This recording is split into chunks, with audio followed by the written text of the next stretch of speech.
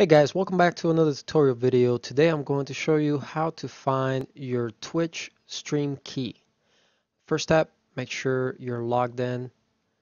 Then you're going to go here to dashboard,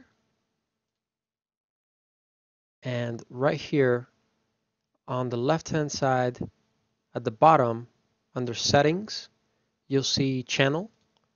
Click on channel, and at the very top you'll see stream key. So click on stream key. Then you're going to click on show key, and you'll see here never share your stream key with anyone or show it on your stream.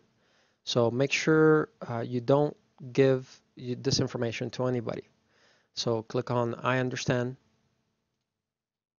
and right here you'll see the stream key, this link right here.